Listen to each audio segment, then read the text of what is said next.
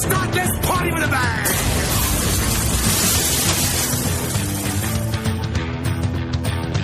Can I persuade you to take a sandwich with you, sir?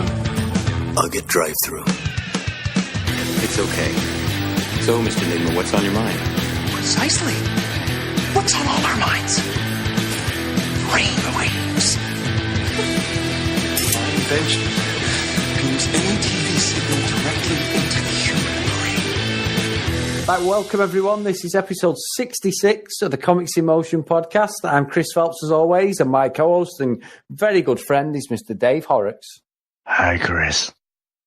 And hello to our listeners out there. My parents died, you know. I don't like to talk about it. No, but you like to flashback here, Dave. Every single Batman film. Every goddamn movie. And I guard my secret with my life. Unless you're smoking hot. And then I kind of give it away really easy.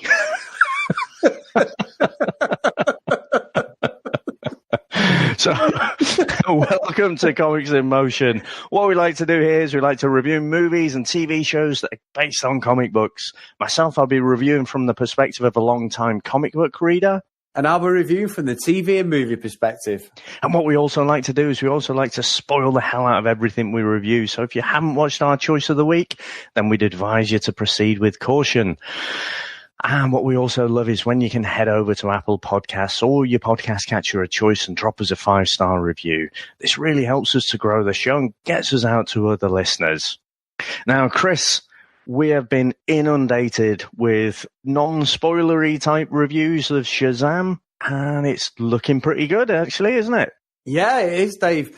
92% so far on Rotten Tomatoes, and I've stayed away from it. I've just seen Rotten Tomatoes come up with their fresh rating saying, you know, already it's at that point. It's now in the UK till next week, April the 5th. But, I can't wait. I can actually go this week, Dave, to a private limitless screening tomorrow night, actually. And I'm still on with an hour in, but the show, it doesn't start till 8:15. And I'm like, I've got to be up at 3:45. And it's so difficult, you know, me and Sam are both like in two minds, because I won't be home till gone midnight. So I think I'm going to have to wait till next week, to be fair, and just I'll probably get an early screening probably next Wednesday, hopefully. Yeah, no, that sounds good, and it does look a lot of fun. And I just think, you know, what's his name, Zachary Levi. Is it Levi or Levi? Levi, yeah, one of yeah, whichever. He just, you know, every bit of social media interaction and everything, he just looks so grateful and happy and joyous to be in that role. And, you know, as well as the trailer, all of the, you know, how we say about Deadpool and how, you know, they just nail it, the whole social media aspect and everything, the whole viral marketing. He just seems to do a really good job with that. And so, yep, this looks a lot on it. I did see someone tweeted somewhere in response to one of ours that, it may not do too well because of the low budget, but I don't think that's the case. I think this is, you know, it's going to be a great origin movie. And for me, this looks like it's going to be better than Aquaman, to be honest. I think it might kickstart something for DC. We've talked at length, haven't we, about how they've missed a beat and that, and on numerous occasions on the podcast. So I'm hoping this is a different direction for DC, and they can actually be a bit less serious, I think, as well with the characters. And also going into that, Dave, our friend Paul from DC World, who was on an episode 61 when he reviewed Titans with us, he's actually going to review the cast as well. So, you know, not only is it a great coup for Paul, you know, fantastic for DC World as well. You know, all his hard work's paid off, and it's been great this week seeing on social media him interviewing all the cast, all the events he's been to. We've had, you know, it's been really good and such a humble guy as well. And, you know, he's happy to share the love with all the followers and that out there, which is great. Yeah, no, it's great. It's a really good interview, a lot of fun to watch. And, yeah, they've done really well there. And again, it just builds up this excitement for what it's going to be. I do have to say, though, are we going to get, you know, so we're not going to have this, you know, wider DC extended universe, but is the running theme to each movie going to be P jokes? Yeah. Yeah. We had it with the Aquaman trailer, didn't we? Yeah. Where he was on about, well, I could have just peed on this thing. And then, you know, with Shazam, we've got, I don't even know how to pee in this thing. Is that going to be, look how wacky we are. Yeah. We're not Marvel, but we can throw in some teenage jokes. Some good P jokes. Yeah. That was a very good point. Also, Dave, Zack Snyder has caused a bit of controversy this week. I have saw bits about this regarding the famous cuts of his films and, uncuts and everything else that they released. Have you caught up with that at all? Well, I don't know if it's physically possible to catch it up because there is that much chatter in the Twitterverse.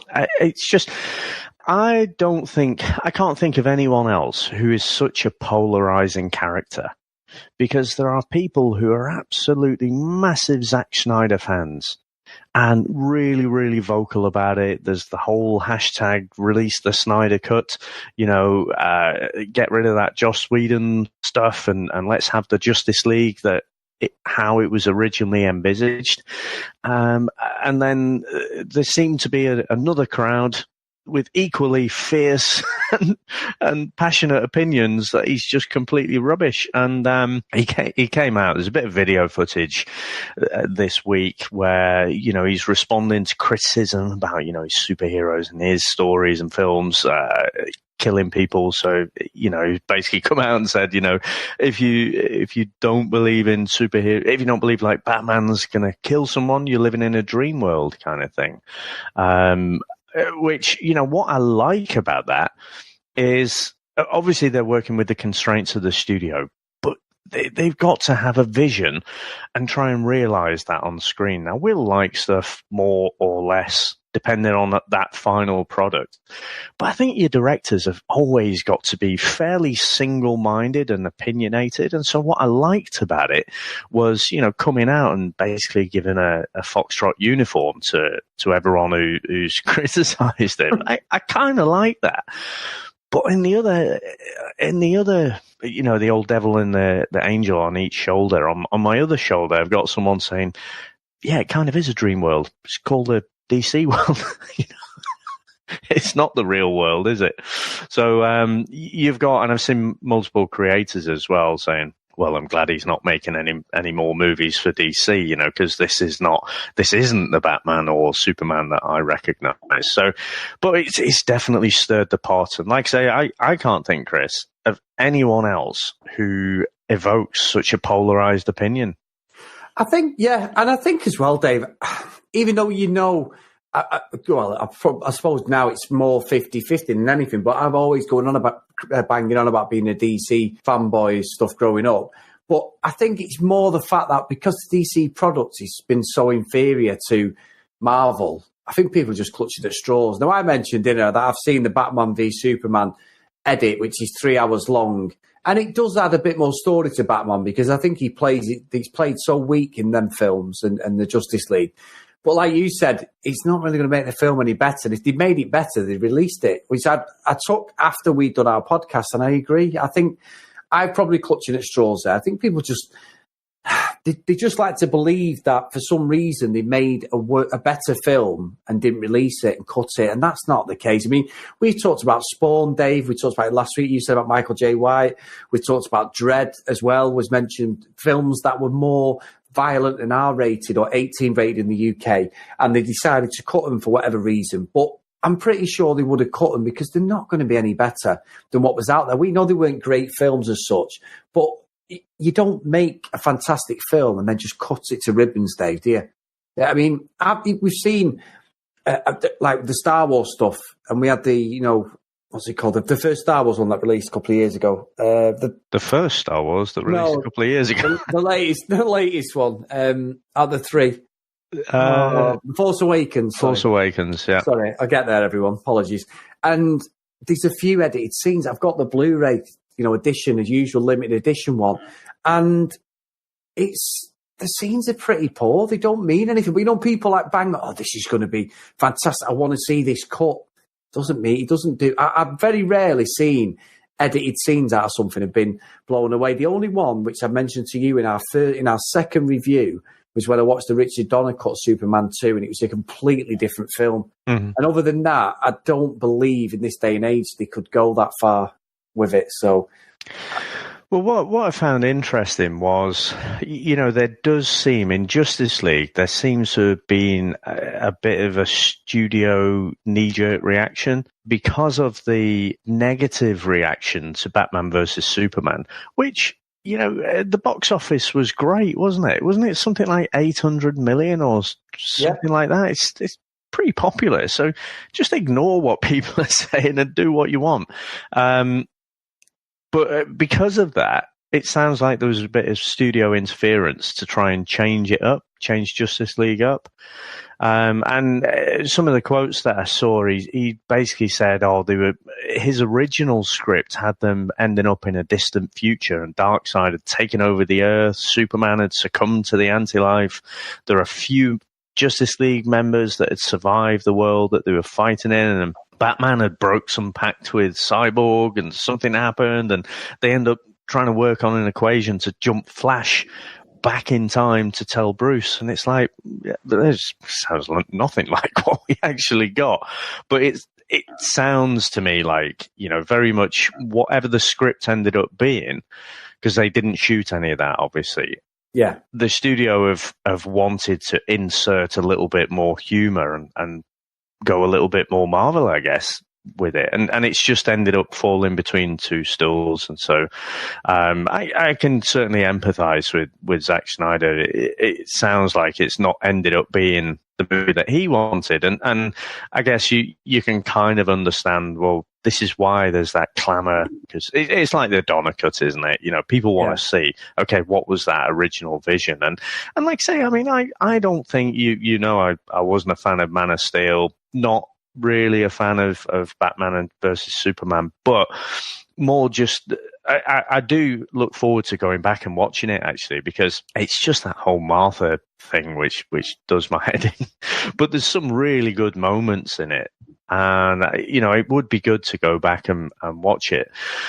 So, and some of the other stuff he's done, I love Dawn of the Dead that he did. I think Watchmen is about as good a representation of what the graphic novel was. They said that was unfilmable. I think, when you watch it, it's like watching artwork on the screen. It's that stylized style. Stylized kind of cinematography that he has, it is very distinctive, and it doesn't hit perfectly for me, but I can still appreciate it.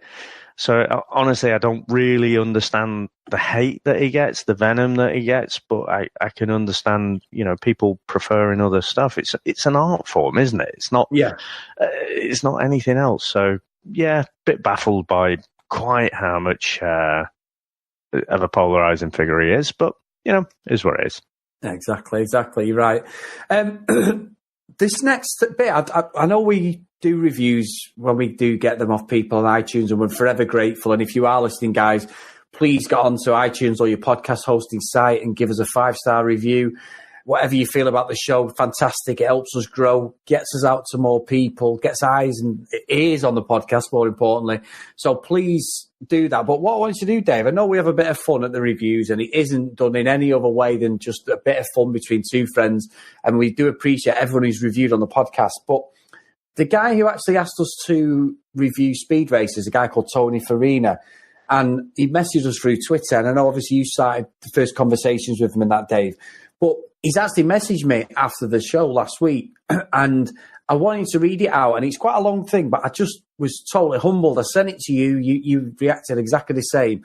And as much as, last week I'm absolutely laughing and things like that, it's not done in a way, I hope people understand, that I'm being nasty or negative to someone who suggests it. Certainly not Tony. I'm forever grateful for him, for suggesting and listening to the show. We really appreciate his support and everything as a listener. But it humbles you to know that even though especially me, I was poking real fun at it, he still enjoyed the show. But I just wanted to read out what he said about it. And I think for once it actually shut me up, Dave. So if you just sort of forgive me on this, he says, "Hey, Chris, great show. I know Speed Race is not for everyone. For me, this movie just simply captured exactly the silliness of the show and the comic. The actors, characters were all totally earnest while absurdist stories happening. It should have cut about 30 minutes of exposition, but each time I watch it, I'm suddenly a 5-year-old again watching the cartoon on the floor of my aunt's house.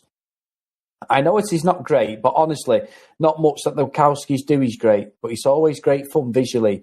I could watch Jupiter Ascending over and over, and that is a Hell's Kitchen dweller all the way. So he's definitely a listener. Even The Matrix, which I know you love, as you've said on the show, has tons of problems with acting, pacing, and plot holes. I really do appreciate the show, and I'm honoured you would even choose to do something I suggested. Again, sorry you hated it. I actually came across the show about 3 months ago, and I've been going through your back catalogue and staying current. It's just fantastic. I like the real passion you and Dave have for the subject matter. There's something about living in the golden age of comic fandom that is great. I still read comics and even review a few each month. I watch the movies and shows, and I listen to your podcast and the podcast site where I review. Seriously, Chris, thanks again. Maybe in a year I'll recommend something else. And in brackets, he's put Scott Pilgrim v. the World. And hopefully you will have forgiven me for this one.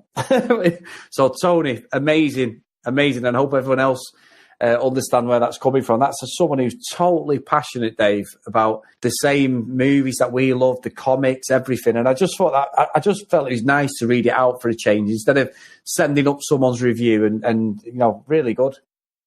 That's good, that. And yeah, do you feel a bit bad now about destroying his beloved movie there last week? Yes. Really bad. Well, I have to say, Tony and anyone else, we kind of love doing the bore ones as well. The ones that we don't enjoy, sometimes we end up, when we're discussing them, just having more of a laugh than, going through with something we have enjoyed. Yeah, because we're two friends, aren't we? That's the whole point of the premise of the podcast. It's just two friends, and we've got a nice growing audience, which we really appreciate. But please don't think we're being disrespectful because like I mentioned last week, there's plenty of stuff I'm sure that we've reviewed of people who listen are going to be like, that is terrible, Chris. How have you given it that? Or why? How come Dave likes this? Or what? He's kind of calling you out a bit on the Matrix there. Yeah. I can't have that, Tony. But I'll give him that on Speedway. Yeah, but he makes me question now. I might have to go back and watch it. I've not watched it for a few years. I watched it about a month ago again. I can't have anything bad said about that film. So yeah, but again, it's rose tinted glasses, isn't it? It's. If something sticks with you and you enjoy it, that's what it's all about, isn't it? And you can forgive a lot of things where sometimes you can just pick holes left, right, center, like I did last week. I just absolutely laid into Speed Racer. But I'm sure if I'd watched it maybe 10 years ago, I might have watched it and not been as critical. But like I said about Weird Science and that, Dave, I remember all my friends loving Weird Science as kids. I never watched it. I was a Back to the Future man. Beverly Hills Cop, Lethal Weapon, all stuff that, other than Back to the Future, the other stuff were all 18s. I should have been watching, but I love that violent side of it. So I was never into them sort of films, but watching them as a 40-year-old bloke, it was very difficult to enjoy it. So Ferris Bueller's the same.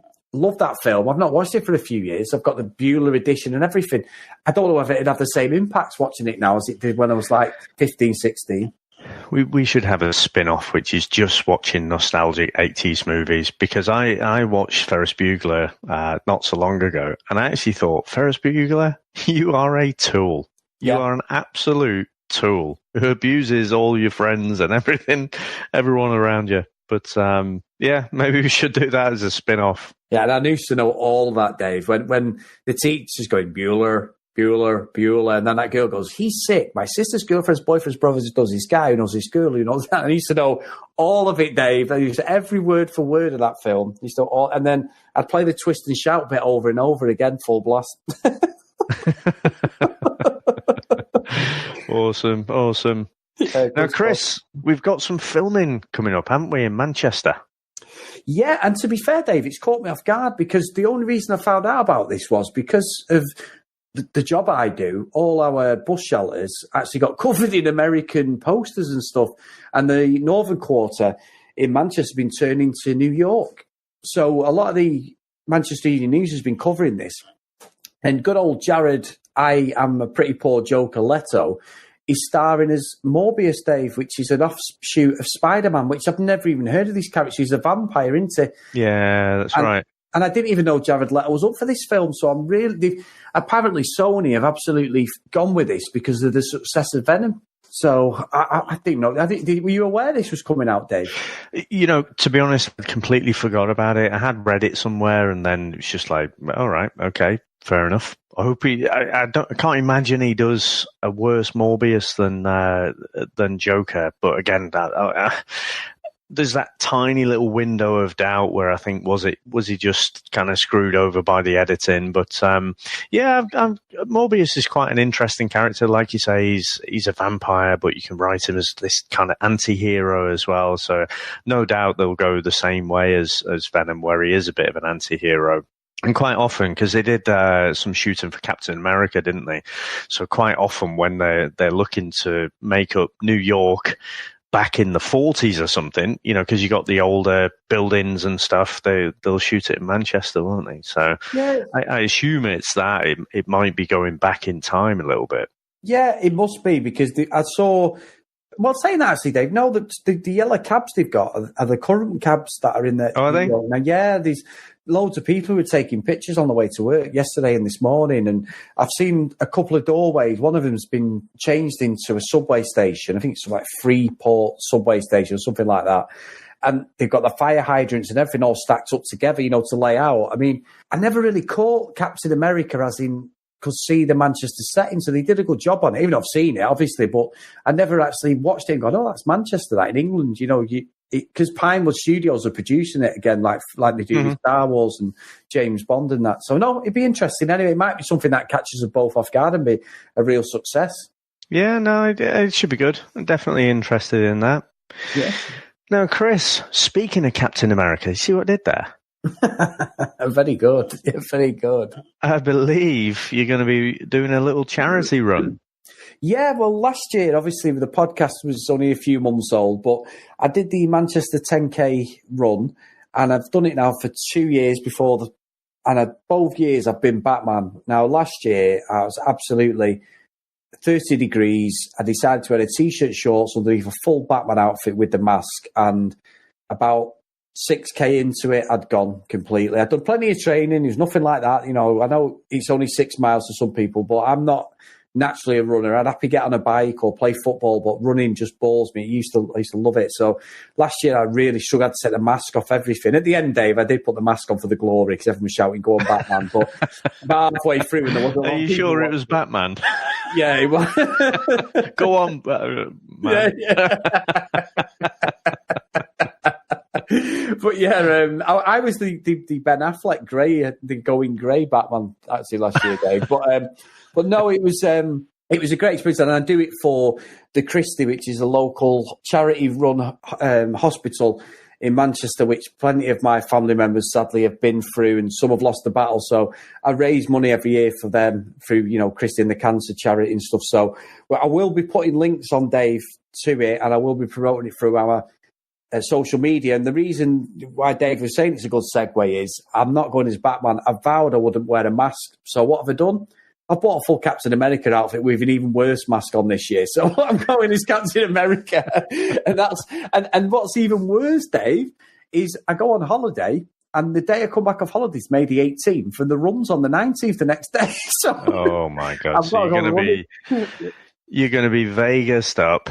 Bit of alcohol swishing around your body, some remnants of Prosecco there, and jet lagged. So I'm sure it'll be a personal best for you. Yeah, it'll be the only time you've seen a superhero get rescued by a normal person. And then you need a Bucky with you.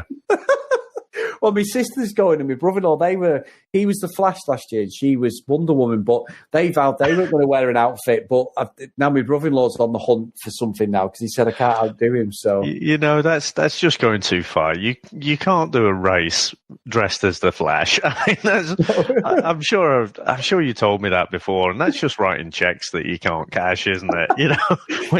When you're bent over with your hands on your knees trying to catch your breath, dressed as the Flash, it just well, it's good and entertaining for the spectators, I guess. Exactly. And then also, Dave, you've had a bit of a result this weekend. You were up at the Birmingham Comic Con. Tell us about the day if you can, Dave. Yeah, so I went there Saturday and Sunday, to be honest. And it was really good. Honestly, I hadn't been to a Comic Con last year. And so it was kind of good just to get back in there again. And the MCM ones are a little bit different. I would say they're less Comic Con and more just a celebration of nerd and geek culture, to be honest, because there's lots of anime stuff there and loads of, on the Saturday, it seemed mostly anime, all the cosplayers and that. Sunday, huge amount of Star Wars representation, loads of stormtroopers as there often are at these things, loads of Jawas. I tell you what, I think my favorite cosplayers, there seems to be more Predators out there now. A few aliens, but, the Predator outfits that these people put together are just phenomenal. So, and you had a few people there from Umbrella Academy.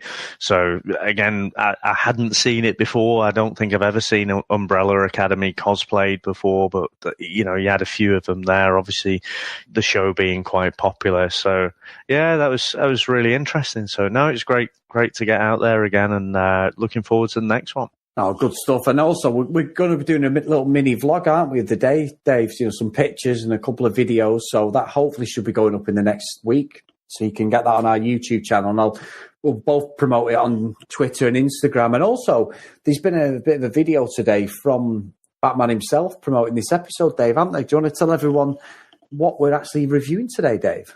Yeah, so you did do me there, didn't you? Because we have had a few little likes, and we celebrate our little tiny corner of the geek universe. We've had a like from Michael J. White, from Mark Millar. You were liked, weren't you, by Ricky Gervais last week, we talked about. And so you pinged me and said, oh, look, Val Kilmer's up on our Twitter page. And so I was actually at work and I was like, oh gosh, I'll check that in a minute. Val Kilmer. And it's you.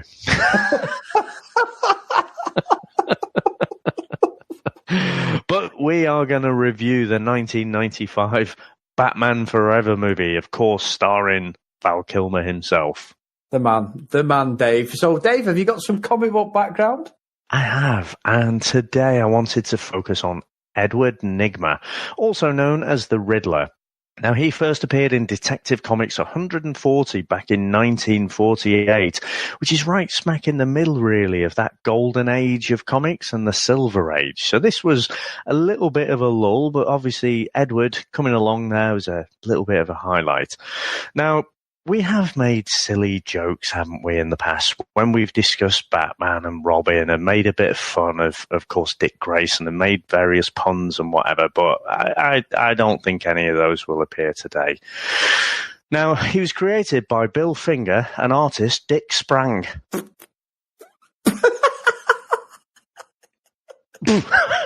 Nothing.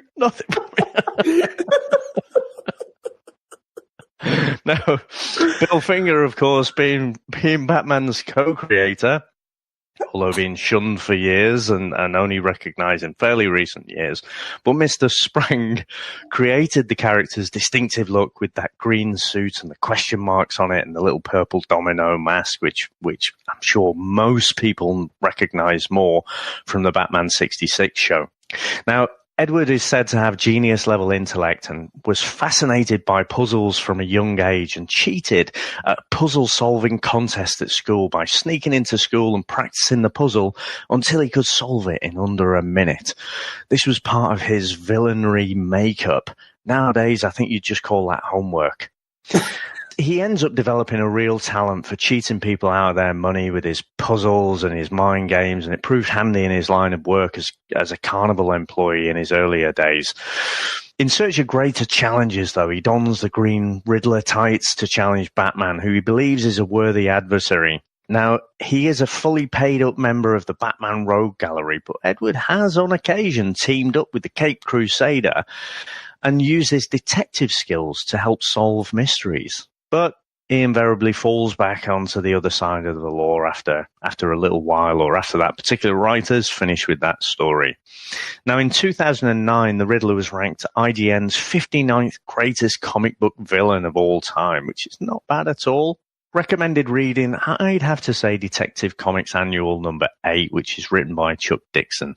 And he goes through all his life story and he pours his heart out from inside Arkham. And then when he gets to the end of the story, you realize no one's actually listening to him and they've gone for lunch. But I quite like that as just a little retelling of the Riddler's story.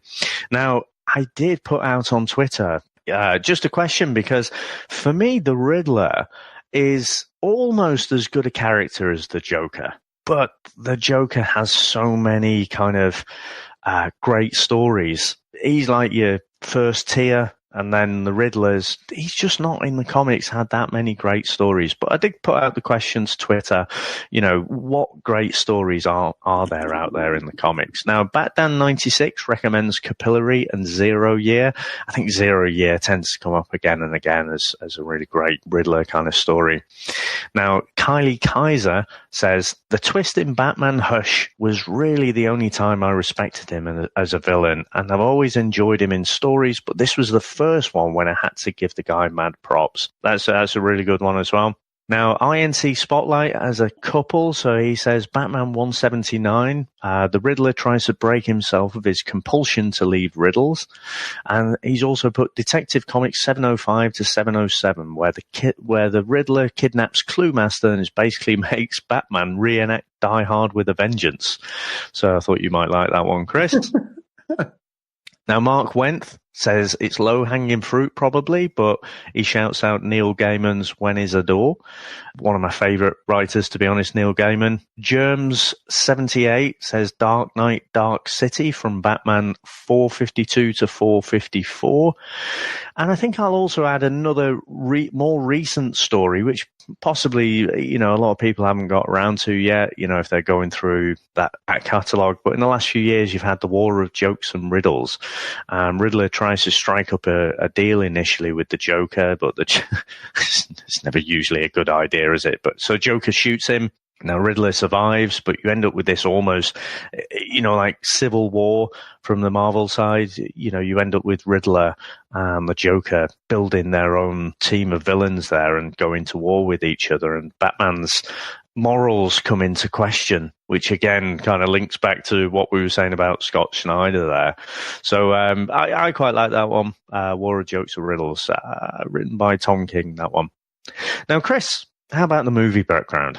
Pull up a pew because this might be a little bit longer than usual. So, back in 92, Batman Returns was released. Now, it was a big financial and critical success, but Warner Brothers were actually quite disappointed with its box office run because it made $150 million less than the original Batman 1989. They then decided and spoke to Tim Burton and said, look, we don't want you to direct it because he'd done the first two. We want you to be coming as a producer. With the approval of Joel Schumacher as now the director. And then they employed a husband and wife screenwriting couple, Lee and Janet Scott Batchelor. Now, they agreed with Tim Burton that they wanted Batman to have this duality, not just he is Bruce Wayne, but they wanted this totally different parallels to the characters. Now, the original script, Dave, included the Riddler going round with a pet rat, and that's accompanied through the film. Thank God that didn't turn up in the film. The story elements and much of the dialogue, actually, Schumacher felt he wanted it a bit lighter than usual, and lined it down from the original two films, a bit serious. Now, he did claim as well, some of the original adaptation of this film was off a run, Frank Miller's run of Batman Year One. I've never read them, Dave, so I don't have any sort of point of reference on that. I think if you think Year One, think more Batman Begins. Yeah. Right. Okay. Right. So, yeah. So, obviously, it was nothing like that, this film.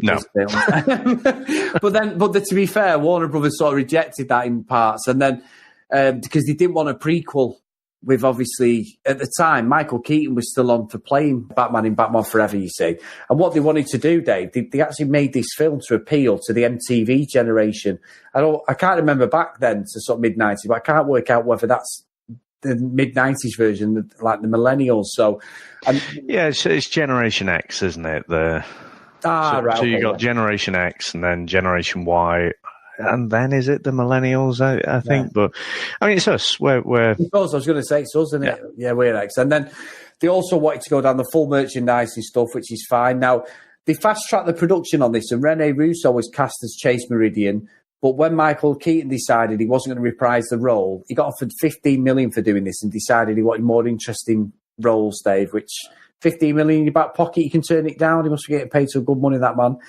And then, so when he was off, Rene Russo got taken off, and she was cast as Nicole Kidman because they wanted to go with a younger Batman. Now, Ethan Hawke was actually offered the role of Batman. He turned it down, and they looked at different people, but they decided to go with Val Kilmer. Now, obviously, Harvey Dent, Two-Face, is one of the main characters in this. In the original Batman, Billy D. Williams, Lando Calrissian, was Harvey, but they decided to change him for Tommy Lee Jones. Now, Tommy Lee Jones didn't want to play this character, but he's persuaded by his son, who's a massive Batman fan. Now, one of the things with the Riddler, and you've probably read this yourself, Dave, there's a couple of interesting tidbits on this one. Robin Williams was actually up at the same time as Jim Carrey for the Riddler, and it was actually a couple of screen tests with Robin Williams playing the Riddler that got released, I think, a year or so ago. But sadly, he didn't get the job. But a very, very strange character lobbied for the part of the Riddler, Dave, in around 2003 with Schumacher. Now, obviously, this person's been highly profiled in the UK and around the world recently, but Michael Jackson wanted to play the Riddler. I think I'll just carry on from there, Dave, and just go on to the next section. But moving along very quickly. That would have opened up all types of rabbit holes. Now, Marlon Wayans was actually cast as the role of Dick Grayson. Now, he'd had a lot of success. One of my favourite films in the early 90s was The Last Boy Scout. He had his own TV show. He's currently running as Roger Murtaugh in the new Lethal Weapon stuff. So he was actually in there, but they decided to then take him out when all this stuff happened with Michael Keaton. Leonardo DiCaprio was pursued then to play the role of Dick Grayson, Robin. He didn't go for it. And then Chris O'Donnell was eventually cast as Robin. Now, I found this really strange. Now, I'll get onto some of the music later, but Schumacher was trying to shoehorn a cameo for Bono out of U2 as Mephisto. I think we might have gone back to Pulp Fiction there. That is a different movie altogether. Yeah, that was definitely Pulp Fiction. But anyway, but again, both of them, including Bono, agreed that it wasn't a suitable, there wasn't a real viable suitable position for him within the film. Now, this bit's really intrigued me. The filming side of it, Schumacher had absolute nightmares with Val Kilmer, and also there was problems with Tommy Lee Jones. Now, Val Kilmer, he described afterwards as childish and impossible, reporting that he fought with various crew members, refused to speak to Schumacher during 2 weeks after the director had told him to stop being rude, to people within the set.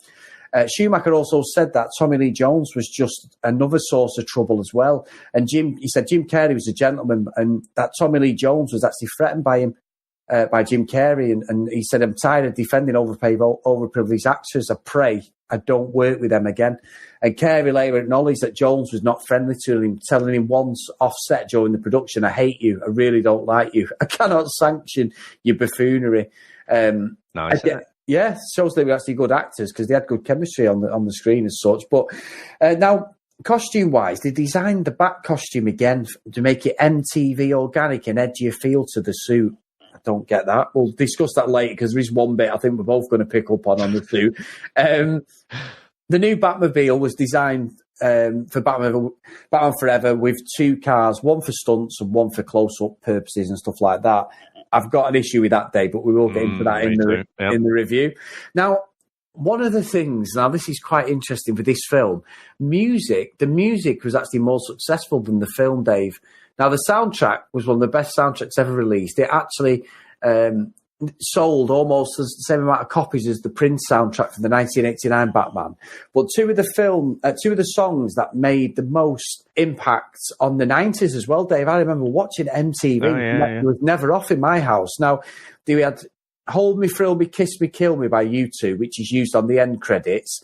But the one that really stole the show was Kiss from a Rose by Seal. I remember that video of him in the room, in a dark room. He's sat there, and you've got the film playing in the background, haven't you? You've got all of the interactions between Val Kilmer, Batman, and Nicole Kidman. And it's something I think that MTV absolutely stuck with around the mid to sort of late 90s as well. It was everywhere, that song. It was massive, wasn't it? Yeah, it was huge. And that's so unusual that the soundtrack had more of an impact than the film. Because I'll be honest with you, Dave, I forgot about Kiss from the Rose, and then the end song by U2, as the credits rolled, I was like, oh, God, yeah, it was this film. You know, very strange, very strange. Now, you know, it's weird, though, isn't it? Because the Prince stuff in the 89 Batman, it was integrated in the film, you know, and it was quite prominent as well. So very distinctive. Whereas, you know, putting it as at the end credits, it seems like a cop-out, doesn't it? It's only, you could stick anything on the end credits. It's not really part of the film. No. And it's a bizarre thing, but it just made so much impact. It was everywhere, wasn't it? I'd like to say the MTV generation, and I suppose I'm sort of questioning the MTV generation. This has answered my own question at the start, because the music video I remember more than the film, really. So yeah, but then that sounds like something from an executive's think tank, doesn't it? Yes. Hey, this is what the kids are like today. These kids, they're just watching the MTV all day. We'll pitch it right at them. Yeah. It's like, I'm not sure. There's several. I don't remember. Were the mid-90s really this full of neon lights? No. And clothes? I don't think they were. So I don't think they nailed it. But yeah, that thing about pitching it at the MTV generation, it just sounds so detached. Yeah, it does. It sounds like some 70-year-old bloke doing it at a desk. Exactly, yeah. Yeah, it doesn't make any sense. Now, you mentioned it earlier. This film's got a runtime of 2 hours, but originally it was 2 hours 40, and there was a lot of stuff cut because the actual direction of the film was a lot edgier and a lot darker and a lot more to do with Batman's origins. There was fight scenes with Two-Face cut out. There was different things that were supposed to happen around these flashbacks that Batman has in this, or Bruce has in this. Now, box office wise, again, absolutely amazing success, Dave. The weekend it was released, it took 52.8 million, which actually broke Jurassic Park's record for the highest grossing film of all time for its weekend. It was only surpassed by the sequel is Jurassic Park, The Lost World, which made 72.1. Overall, it made 336 million worldwide. Now, it made more money than its predecessor, Batman Returns, and it was the second highest grossing film in 95, only behind Toy Story in the US. So, fantastic thing Batman sells, Dave, whatever you think of the film. Now, critically, on Rotten Tomatoes, it's at 40% off 62 reviews with an average user rating of 5.2. Metacritic, it's at 51 out of 100. That's based on 23 reviews and basically mixed average, as you can see, because it's right in the middle. The audience poll by Cinema Score, it's actually an A-, Dave, so the audience liked it a lot better than the critics. So very much a Venom-type film. Now, accolades-wise, which you don't really mention a lot at times, especially some of the poorer stuff, is this film was nominated for loads of awards. At the actual Academy Awards, it was nominated for 8, Dave, but how many did it get? Our survey said it got none. Now, the only award it did win, again, was for the MTV Movie Awards. It was nominated for 4 awards between 2 categories, and Seal's A Kiss from a Rose actually won for Best Song. And that's the only real award it won for the film. But again, more impact on the songs. And that's what I've got today, Dave, for the movie one. Forgive me, it's a bit long, but I just wanted to throw everything into this one because there was so many intriguing and fascinating facts that I found out while I was researching. It is a really interesting one, isn't it? Because you had that whole thing with Tim Burton.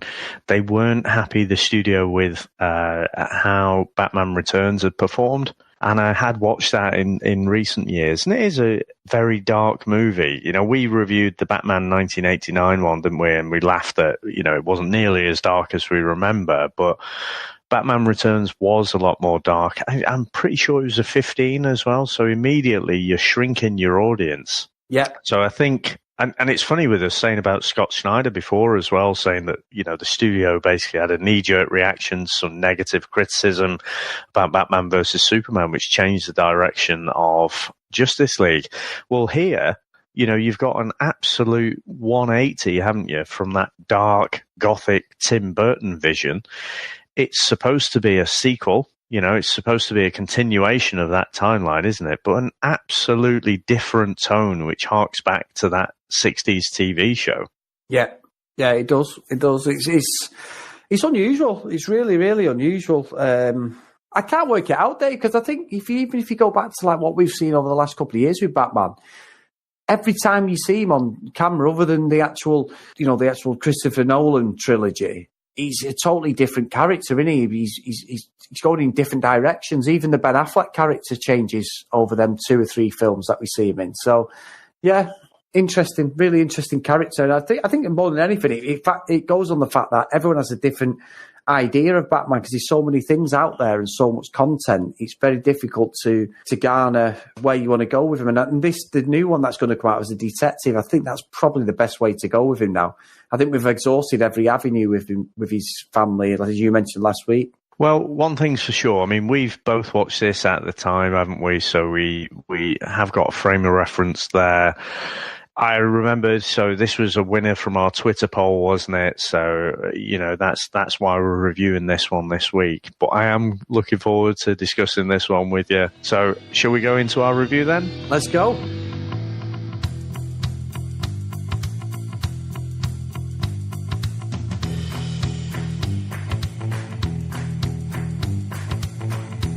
Batman is called into early action to rescue a hostage from criminal Two-Face, who is former District Attorney Harvey Dent.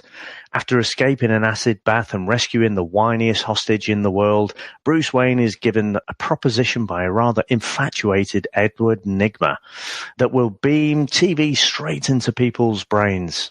Concerned with the ethical questions this raises and pressed for an immediate answer, Bruce declines, resulting in Edward taking matters into his own hands. Now, Chris, what did you make to this whole first piece of this movie? Well, I've got to say, I was very, very surprised with the setting.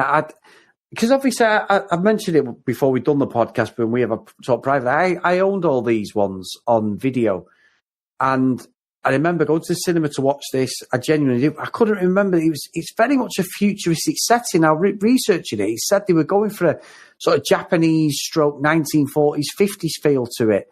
Something a bit different than what we'd seen, making it feel a bit more like a city. Now, I remember our Batman 1989 review, I mentioned about it being a closed set, but it never felt like it was a closed set. It's very clever the way they filmed it. Some of the films we've reviewed felt quite claustrophobic because you can genuinely see it's filmed within the same area. I think I said Sin City and that. I know that was filmed slightly different, but this at the start was very, very strange. And I've got to say, Tommy Lee Jones's Harvey Dent is more like the Joker than I think Two-Face, Dave.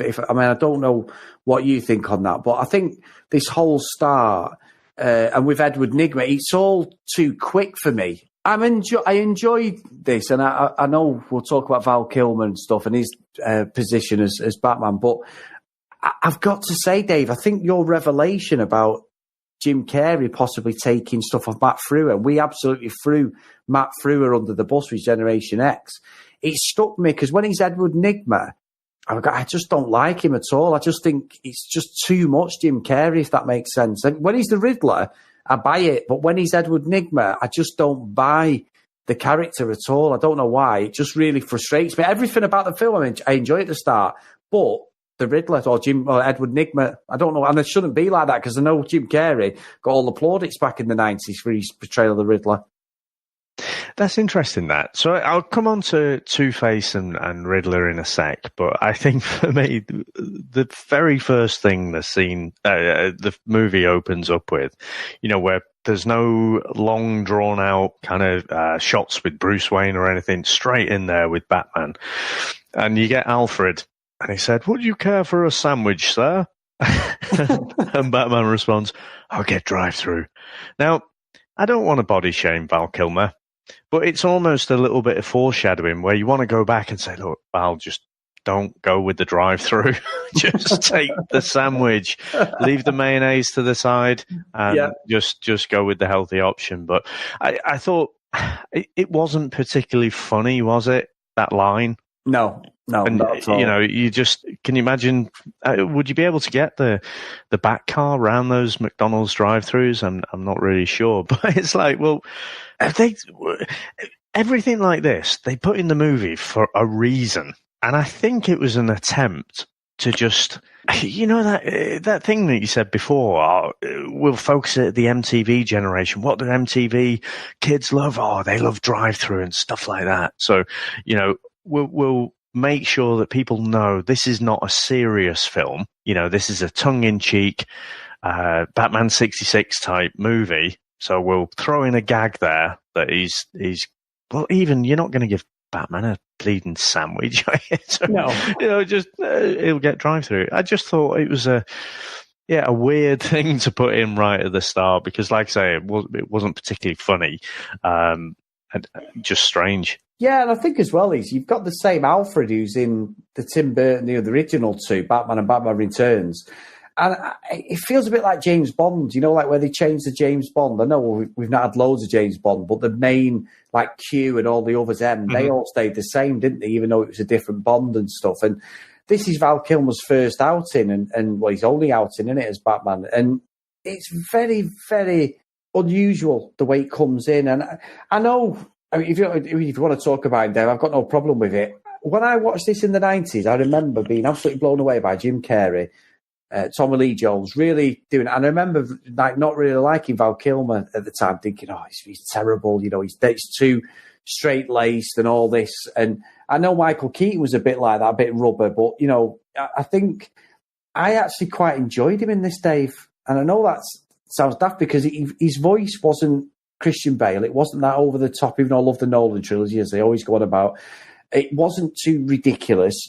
It didn't sound any different. It wasn't too different, was it, from when he was Bruce Wayne and when he was Batman? When he was with Chase, I had a few problems with that bit. But he actually reminded me his voice of Kevin Conroy, Dave, you know, in the cartoons. And I'm probably doing a total disservice to Kevin Conroy because he's synonymous as the animated Batman, isn't he? But I actually quite enjoy him as Batman watching it now. I'd never thought I'd say that, Dave, because I remember him getting absolutely slated. Well, let's park that bombshell for a second, because all I kept thinking was, you know, he's just a classic mouth breather, isn't he? Just close your mouth, for God's sake, Val. But we'll come back to that in a second. In terms of our two main villains, Two-Face and Riddler, so... you know what Jim Carrey is, and especially in the 90s where he was massive, wasn't he? Yeah. You know, all I'm watching is basically he could be Ace Ventura, he could be The Mask, but I think it kind of works, and I think he is, for me at least, the star of the movie. Now, it's a little bit too over the top, isn't it, when he's Edward and when he's working in the lab, but I do kind of like, you know, his infatuation with Bruce. And I think you just get him, you get Jim Carrey. Now, he's done other roles since. Because at the time, I'm sure I was thinking, well, it's Jim Carrey. You're always going to get the same, you know, Liar, Liar, all of those other films that I talked about. But he has showed he's got some good writing chops since. So it's a choice of his to behave in that way. And I quite liked Jim Carrey in this. But I don't know why. I just couldn't stand Two-Face, Tommy Lee Jones. For me, he just didn't have the comedy timing. He played that manic kind of, you know, he's straight out of Batman 66, where he's just laughing for no good reason, but he's just not funny. I just thought I thought he was pretty poor in this, to be honest.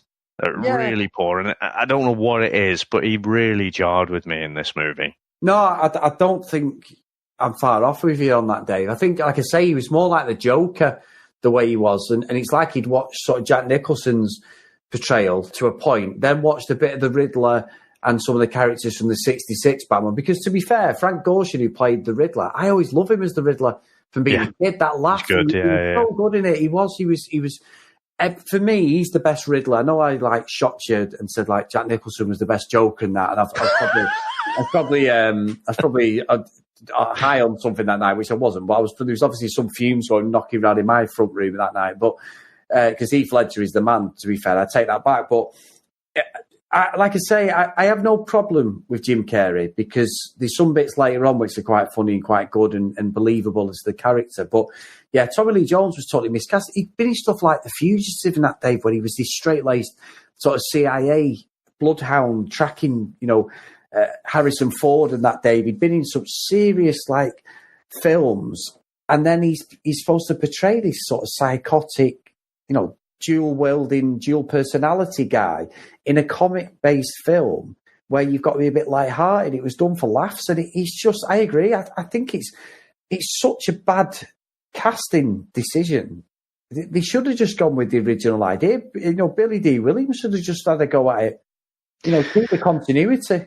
Well, I don't think Billy D. Williams would have done a good job of that same kind of manic, comic book villain either. I can't imagine him doing that, at least if that's what the director's going for. But I think, the Two-Face we got in Dark Knight, I think that's more of what you expect, isn't it? That's what Tommy Lee Jones could have done, that more serious but conflicted kind of villain. But like you say, he was just a cheap Joker knockoff, wasn't he?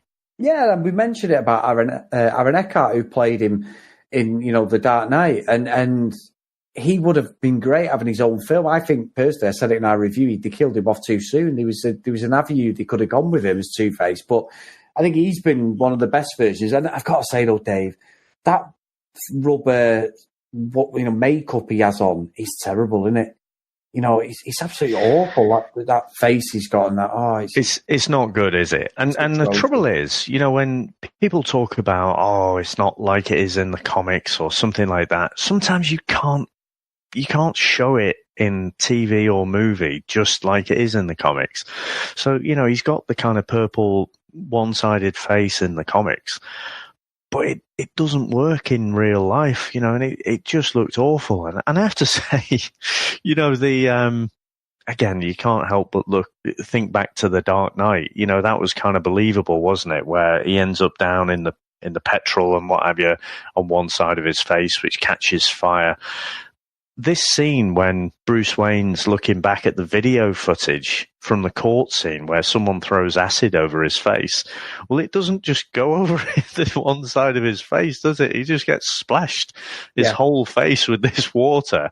And then what is Batman doing in the court? So it says Batman tried to save him. What's Batman doing there? Yeah. He's a costume vigilante. And he just happens to be there watching Harvey Dent give his wrap-up speech or whatever. And I just thought it was ridiculous. Yeah, absolute nonsense. I mean, I know in Batman v Superman, we had the whole thing, didn't we, where Superman goes to court. Well, that's under sort of trial, doesn't it? It all blows up. There's a reason he's there, because it's against him, isn't it? But he's also not wearing a mask. No, exactly. It's just, I don't know. Again, I think that's your line, Dave. I think you've just got to go with it, haven't you? And that's obviously why Two-Face blames Batman, doesn't he? Because he didn't save him or whatever. But yeah, very, very, very strange opening to the film. But I'm not disliking it, Dave. I've got to say, it's not a speed racer for me. And maybe because I've already seen it, and it's Batman, one of my favourite characters, I'm being a bit more forgiving. Yeah, I mean, it's definitely tongue-in-cheek, isn't it? I think it definitely suffers from those heavy cuts. It started off at 2 hours 40, like you say. I think things like that ridiculous video scene were probably just put in there to fast forward us to, give us a really quick view of this is where Two-Face came from. This is his origin. So things like that. I do have to say, though, when Batman was rescuing that hostage, I alluded to it in the synopsis, but by God, he was annoying. Oh no, it's acid. Oh no. I was like, oh God, just throw him out. He was doing my head in. So, for someone who was being rescued, he was so whiny. He was just getting on my nerves. He reminded me of the guy out of Jurassic Park. I don't think it was the same guy, but the guy who sets off the virus and whatever, Yeah.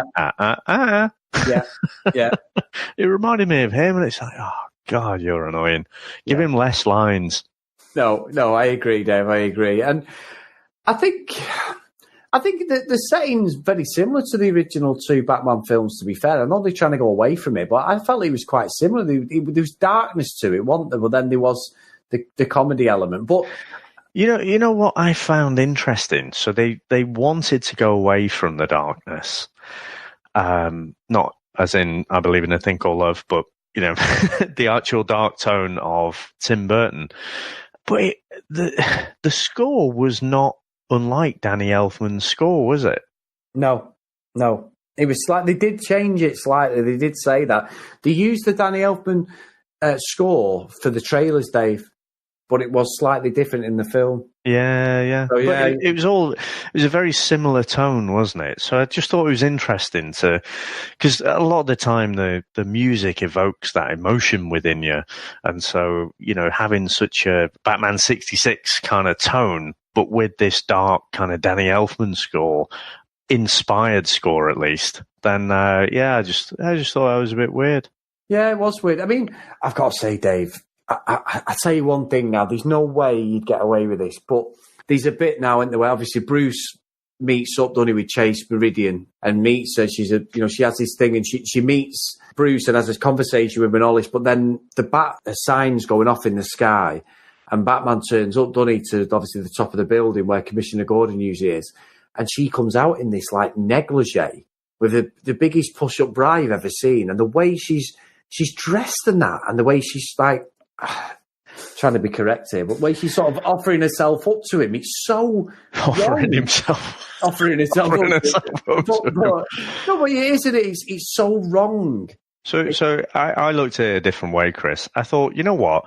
It's no wonder I'm useless with women. Because I grew up with movies like this, where I just thought women were like this. It was interesting, wasn't it? So I did see a quote from Nicole Kidman who said basically she's a character, she's a psychiatrist who dresses like Jessica Rabbit, and behaves like Jessica Rabbit. But yeah, it was a bit full on, wasn't it? Yeah, it was very. And I must say, the way she was dressed, the hair, everything, it literally was like they'd done the best thing they could to try and get to look like Kim Basinger, That was weird, wasn't it? Yeah, it was so unusual. I mean, she's got ginger hair, hasn't she, naturally? And they blonded her hair and even like a lipstick, the contours of her face, the makeup, it just looked like Vicky Vale. It was very, very bizarre. But yeah, and then what was even worse was obviously, just to sort of ruin the fact that any wanton killer and madman in Gotham wants to know where Commissioner Gordon lives. Just go to the actual where the bat sign is because he comes out in his dressing gown, doesn't he? What's going on here? He's like, well, that makes no sense at all. Well, I do. This was buffoon Jim Gordon, wasn't it? So, we got a much better Jim Gordon in the Nolan trilogy. This guy, so when Edward kills off his boss, because he's not happy with his little brain box and, he writes that ridiculous note, doesn't he? Goodbye, cruel world, or something like that. Again, purely Batman 66. Commissioner Gordon looks at it and is like, yep, definitely suicide. Well, I hope you don't have to investigate my murder. So, but yeah. So, what can you say about that bit? I mean, again, the parody, I'll just put it that way, writes itself for this one, doesn't it?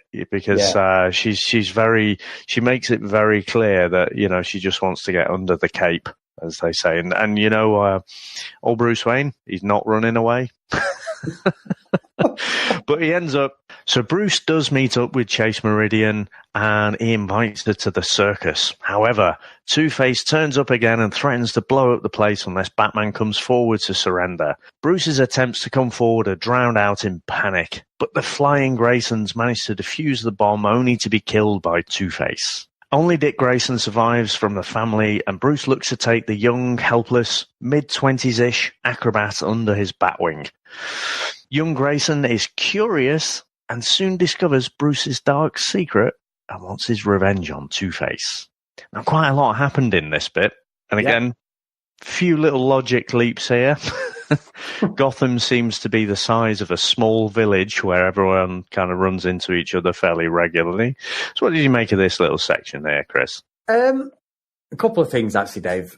I've got to say, when if you're going to take someone on a date who's basically said to you, get your bat suit off, you've copped, you don't, I know obviously he's with Bruce and he's trying to sort of win her over.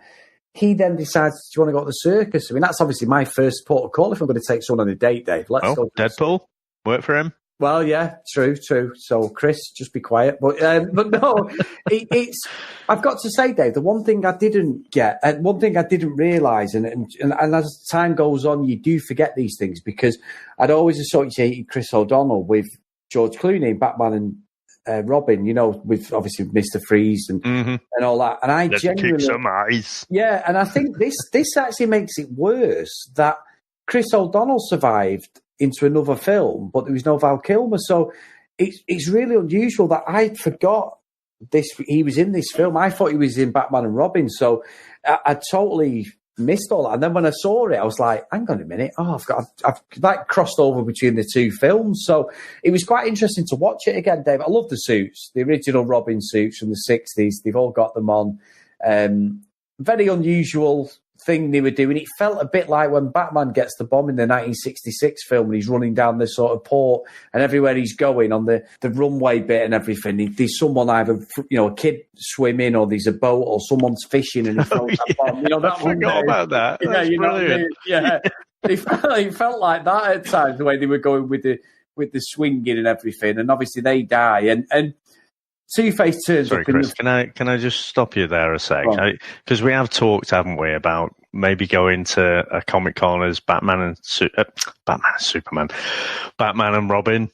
Yeah. Our size difference probably lends itself towards that. I think we need a little rubber shark. Yeah, we do. On my leg. Yeah.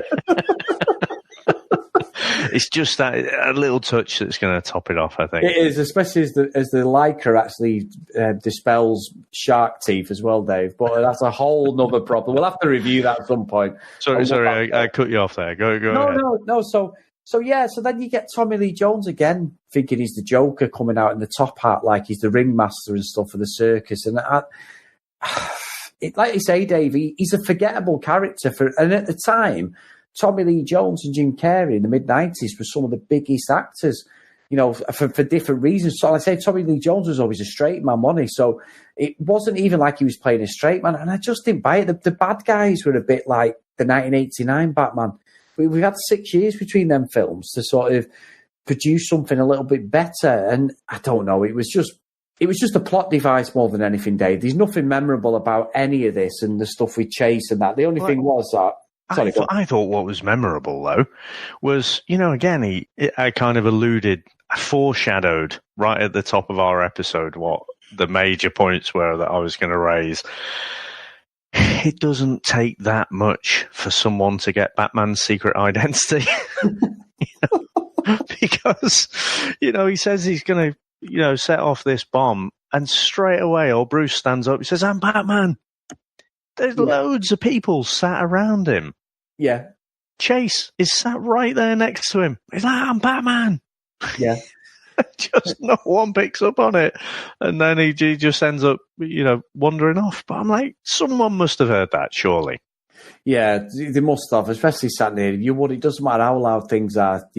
Someone in their peripheral hearing or what, they'll be able to hear that, won't they? Definitely. And also, Dave, I remember this scene after all the circus thing, he takes on Dick, doesn't he? And he gets told by Commissioner Gordon just says to this guy, says to Bruce, you're going to have to take him under your wing. You know what I mean? Like straight after it. There's no logical reason why Dick Grayson, who's never met this guy, would then go and live with him. But he turns up on his little 100cc motorbike, doesn't he, and stuff. And Bruce sort of tries to keep him under his wing by saying you can keep one of the bikes if you fix them up and everything. And there's a bit of interaction with him. But then you can see straight away he loves Alfred, doesn't he? He's calling him Al, and he's living at the house. And I do remember this scene where he knows Alfred's up to something and he sort of spotted it. It happens pretty quick, Dave, within about probably an hour of him living there, when I think really timeline-wise it's supposed to be a few weeks. And he then does a load of tricks, moves, flips, flops, everything, and then ends up in the Batcave, doesn't he? I mean, again, another way. He's not totally foolproof, this Batcave in this film at all, is it? You know, and he goes out then on an expedition in the car, doesn't he, to Gotham. And what I found funny with this section, did you not notice who the girl was, Dave, who he rescued? Oh, no. It was Alicia Silverstone who plays Batgirl. Really? Batman and Robin, yeah. Oh, wow. I didn't recognise her at all there. Yeah, she was quite famous then anyway from that Aerosmith film. And Clueless as well. Clueless, and the Aerosmith video with Liv Tyler as well. I used to love that crazy. I used to have a proper crush on both of them. Again, an MTV reference, Dave. But yeah, we got him. We got him. We got the MTV generation in here. Yeah, Dave, just think that executive 24 years later is going, I knew it had hit with somebody if you ever listened to the podcast. but yeah, very bizarre way of finding. But I don't mind Dick Grayson. I don't mind this Robin character. I think. Do you not think he's a bit old though? I mean, Bruce is taking him under his wing. He's about mid-20s. This is not some 14-year-old kid who's just lost his parents. Yeah, true. He's not like mid-20s. Yeah, I suppose it's not like Titans, is it? In Titans, it's quite believable, Robin, isn't he? Because he, even as a copper, he still looks young, doesn't he? So yeah, I agree with that. That's a very good point. I mean, Chris O'Donnell then was really, really popular, wasn't he? He was really famous at that time, especially mainly because of this film. But he got a lot off the back of it. I have to say, I mean, again, way too much neon. When he gets into the Batcave and, he's a bit of a tool, but he tries to be the hero to save that girl. And again, I don't know if this is just a relic of the time. I don't think it happens as much anymore, but it's just one of those ridiculous things that writers do. So this girl is being, in the process of being attacked. And things are going to go south from there. And she gets rescued and decides to snog her rescuer. Yeah. Now, I can't imagine a person in that position, that is the first thing on their mind. And you see it in these older movies, just comes up again and again. And it's like, it makes me suck on the back of my teeth and just go, it's terrible. Yeah, it is. It's terrible, Dave. Because the guy, I thought was watching the Warriors because they've got the main guy's got like a skeleton sort of face paint on, and thinking, why would you even go out like that? I thought I was watching Live and Let Die. Yeah, well, yeah.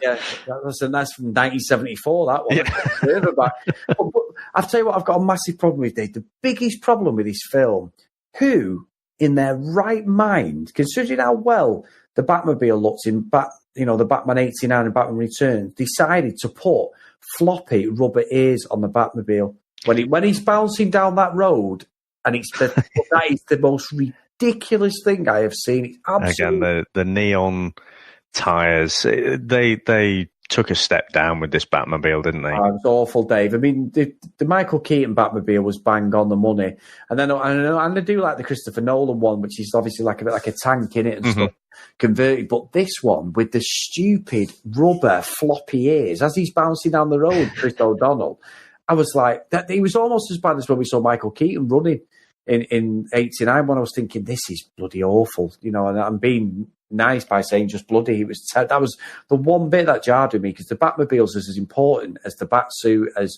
who plays him for me, and it just was totally off. Yeah. It was not good at all, was it? No, really strange. Well, again, I mean, the other bit that kind of jumped out at me from this bit is: was there a time ever on this planet where we televise circus events? Because you've got Edward Nygma watching this circus event at home, and it's like, did that ever happen? Yeah, I don't remember it. I mean, it might have done in the 70s, Dave, but certainly, and I don't know in America, obviously, but yeah, again, like you said in your comic background, there's some callbacks here that they're stretching it from all sorts of regions for me, Dave. There's all sorts of things going on that well, Like I say, so, I mean, the circus was quite prevalent in the comics, I guess, certainly if you go back to that Silver Age. And I guess for Edward, slightly before the Silver Age. So he did end up working in the carnival. You've got, characters like Hawkeye from the Marvel Universe. He was working in the circus. Dick Grayson, of course, working in the circus. So this seemed to be a melting pot for writers to place heroes and villains to come from. Yeah, really. I think a lot of what they did strikes a chord as a non-comic book fan. I can see where they were going with like a lot of the art style and that in this, which I never thought I would have said, and I certainly wouldn't have said it in the 90s when I watched it, because I was never a massive fan of it. But it's just, I don't know. I can't work out who they're trying to service more as in keep them happy. I mentioned about the problems they had with Tommy Lee Jones and Val Kilmer. I mean, for me, the most annoying person in the film is Jim Carrey when he's not the Riddler, as I said. But he seems to be the one where I think Schumacher just give him the most exposure to do whatever he wants, because the other two, like you say, Tommy Lee Jones is just atrocious at TV. You didn't even need him in the film. He felt more like a supporting character for the Riddler, really. He was just he wasn't even convincing as a bad guy, as a main bad guy, Dave. He just didn't feel there was going to be a showdown between him and Batman. Yeah, I guess, plot point wise, he's got more beats in the movie, hasn't he? So I guess Edward, you've got the whole, the memory box or the brain box, whatever you want to call it. Two-Face, we started off with him with the heist. He's been there trying to, blow up the circus and what have you. His goons provide the muscle as well, don't they, when they go to rob the bank a little bit later. So he is involved, but again, there's something about the character that they're both trying to be as manic and crazy as each other, but Jim Carrey just jumps off the screen a bit more. Yes, I agree. I do agree with that. So, and like I say, he just strikes me as someone who, just play the straight characters. I loved him in Men in Black, like you say, he was in US Marshals, wasn't he? And The Fugitive. So, I like him in stuff, but just not this type of character. So he shouldn't have, unfortunately, listened to his son, or wasn't it his son, you said, who convinced him to do it? Yeah. But, I just think he's pretty poor. But, I mean, let me get on to the next bit, I guess, and we can talk a bit more about him there. So Nigma is impressed with Two-Face and looks to team up and develops his Riddler persona. The pair and their cronies rob a bank to fund mass production of Edward's brainwave device and to steal confidential information from people. At Edward's party, he learns that Bruce Wayne is actually the Batman, and Two-Face nearly kills the Batman but is rescued by Robin. After Chase Meridian declares her obsession for Batman is now surpassed by her love for Bruce, Bruce decides he's had enough of being the Caped Crusader, and Dick runs away. So quite a few things happen in this little bit here. So, I mean, should we focus on... Chris, let's focus on Sugar and Spice. Yep, and all things nice. And all things nice. So Drew Barrymore has never actually really struck me as someone I think is particularly attractive. But I have to say, I think she pulls it off in this role. Yeah, she does, to be fair. Obviously, she started in E.T., Dave. That was her big break, wasn't it? And around the 90s, she had a revival, didn't she? Because she'd been off the radar, so to speak. But yeah, I think what's quite funny, Dave, and I think what you mentioned this on social media, and that is the fantastic bit where Sugar and Spice and Edward are there. And obviously, the Riddler comes in, doesn't he, and sort of takes him off Two-Face's hands, doesn't he, because they're his sort of women. And he comes in and they're intrigued by this new guy and all this. But when he does the whole reveal of his machine, his brain machine, and they're there, and you've got Jim Carrey, or, Edward's got the full side brown hair parting, and then he says to her, doesn't he, to Drew Barrymore, he says, "How's my mole?" And he's got a stick on mole to sort of... Oh no, this is at his party, isn't he? Yeah. Bruce I had not I'd never noticed that before, but it's the little Val Kilmer mole. Yeah.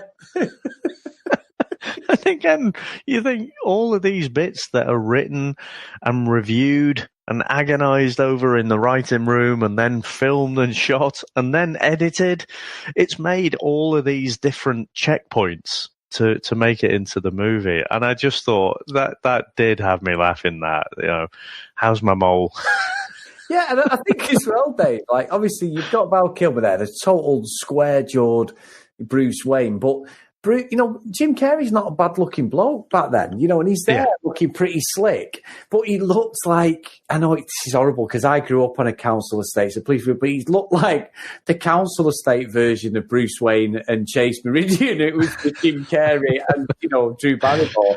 Someone who's put a suit on to go to court, you mean? Yeah, they were the tacky version of Bruce, and they were like the more middle-class version, but I think he pulls it off really well, and I like everything, because everything that Bruce Wayne does, Jim Carrey's copying, or Edward's copying him, like beat for beat and everything, and he ends up taking Chase off, doesn't he, for a dance and all this, and this is where Bruce ends up going into the machine, doesn't he? Asks Spice for what powers the machine.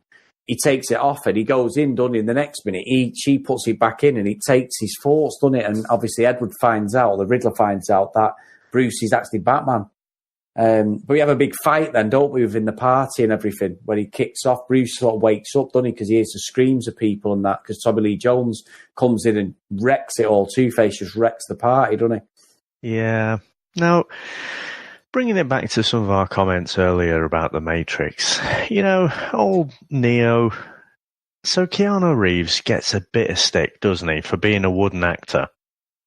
Whereas I just think he plays that same stoic character, no matter what his role is. So again, it's about having the right casting for the right role. Again, can you imagine Keanu Reeves as Tommy Lee Jones' Two-Face here? Yeah. It's not going to work, is it? No.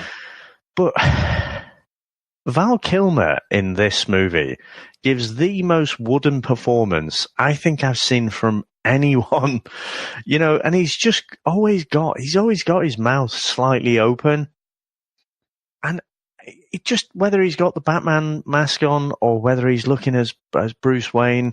So when he's supposed to be providing this vacant expression because he's on this brain box, I just don't see any difference.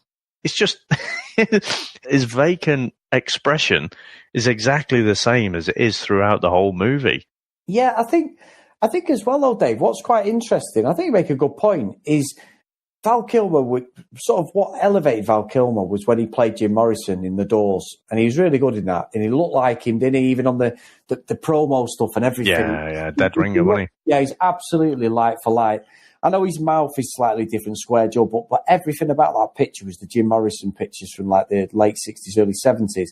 And then obviously one of my favourite films Val Kilmer's in, and I've actually got back into watching clips of this film on YouTube. I've got to watch it again. Is Tombstone, where he plays Doc Holliday with Kurt Russell.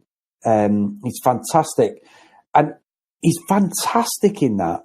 And I think Kurt Russell's Doc Holliday, actually. But basically, it's all to do with like the outlaws and the cowboys. And he plays I think he's got like pleurisy or some disease in it, but he's ill. But he's like the top gunshot guy, and he's really thin, and he has a real droll sort of southern accent. But he's like the best shooting cowboy out there, and becomes sheriffs and all this. But his range of acting in that is fantastic. You know what I mean? He doesn't have to do a lot to command the screen, Dave. Right. Okay. I've not seen that. Oh, it's a great film, Tombstone. Fantastic film. Kurt Russell and everything, Dave. It's brilliant. Honestly, such a good film.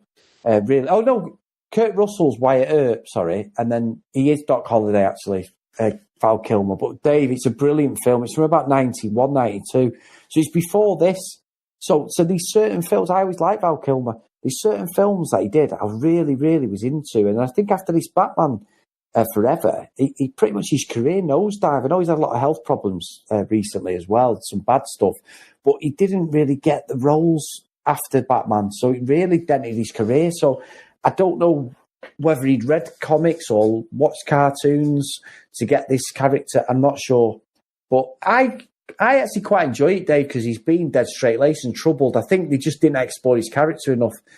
At times. I understand why he's saying that, because everyone else was of the same opinion. But 24 years later, I actually didn't mind his performance, to be honest. Well, I think he probably didn't come back because of, you mentioned about Schumacher's comments about him just being a nightmare on set. So, yeah, if you're making another movie and someone's an absolute pain in the backside, you're not going to get him back, are you? So regardless of what his on-screen performance was like, I don't think he'd have been back for a second movie. Now, I must admit, I mean, I kind of remember him in Top Gun, but he was only a very minor role there. I actually really, really liked Val Kilmer from the 1984 movie, Top Secret. Now, did you ever see that? No, I don't think so. So I'm not sure how it stands up today, and I'm guessing not very well. Probably not very politically correct, but it's a bit like like Police Squad and Aeroplane, that kind of humour. Ah, right, yeah. So it's kind of like that.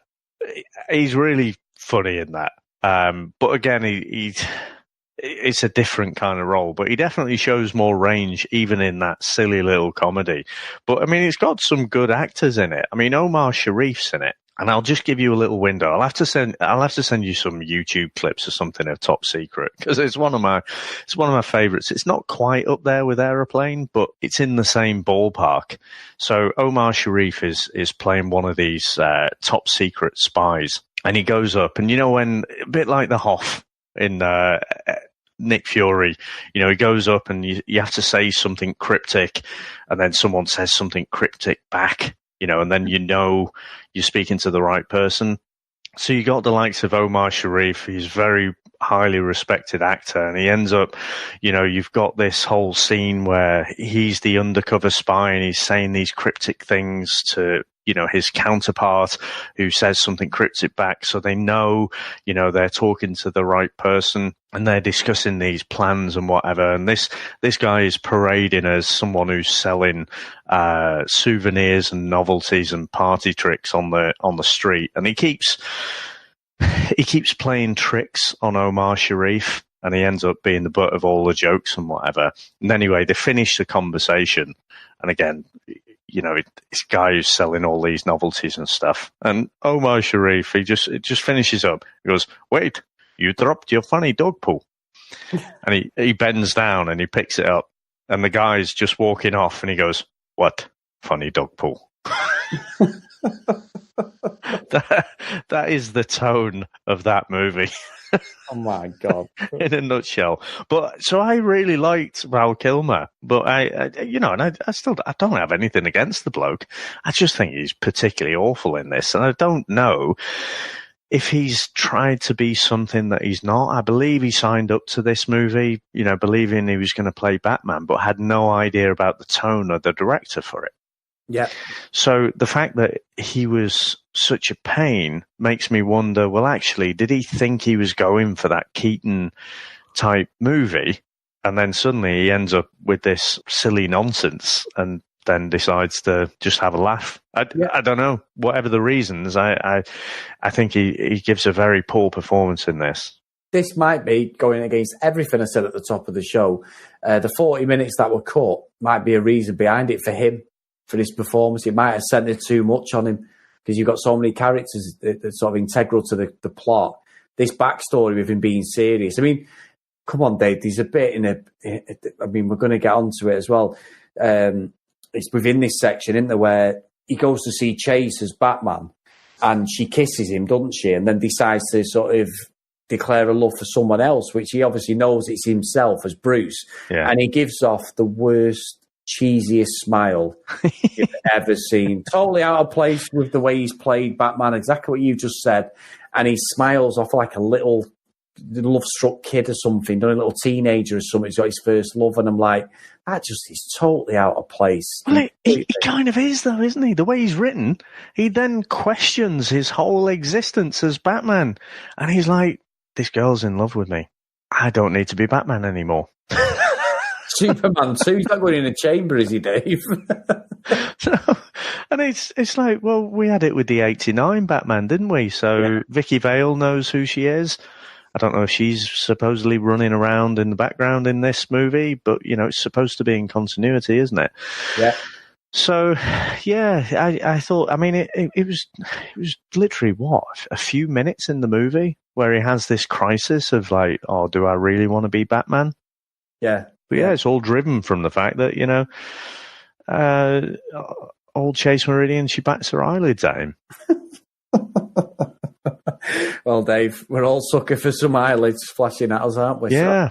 So, And like I say, is old Dick Grayson, he runs off after this whole, Bruce has said he's had enough. But after this, it doesn't last very long, does it? And you get Two-Face and Riddler storming Bruce's mansion because they'd found out that he was Batman. They kidnap Chase. After his obligatory confession of his secret identity, they shoot Bruce in the head and blow up the Batcave. Luckily, being shot in the head is just a minor inconvenience when you're the hero of the story, and Batman dons his new armor. The one with the gratuitous shiny butt shot. We'll get on that in a minute, Dave. Not the butt. He solves the riddles to learn of the villain's hideout. And joined by his new sidekick, Robin, who's also got a nice nifty little rubber suit there. And the dynamic duo set about saving the day. So, Chris, let's start off with that shiny butt shot that just lasted a bit too long. The camera really did linger on the butt. It wasn't just me, was it? No, and also, Dave, around 95, I don't think other than in a massive gym down sort of Muscle Beach in LA, would you have got someone with a backside that well purr, and plenty of squats have gone on to get that shot, Dave? There's no way that was Val Kilmer. And the fact that the suit rolled right up his backside was just, I was thinking, this is not right at all. It was just, I don't know, it was just weird. It was, and again, it's an MTV reference again? I don't know. I don't remember at the time it being controversial or anything, but it just felt really weird. See that? MTV, you think it was maybe a reference to Baby's Got Back? I haven't got a clue, Dave. Or the Love Shack, I don't know. But yeah, it was just weird. It was just, I don't know. What did you think, Dave? I thought it was just strange. I thought I put my cards on the table. Like I say, it just lasted for way too long. I thought, being shot in the head is generally not a good thing, but it seems to graze his temple, and so I just.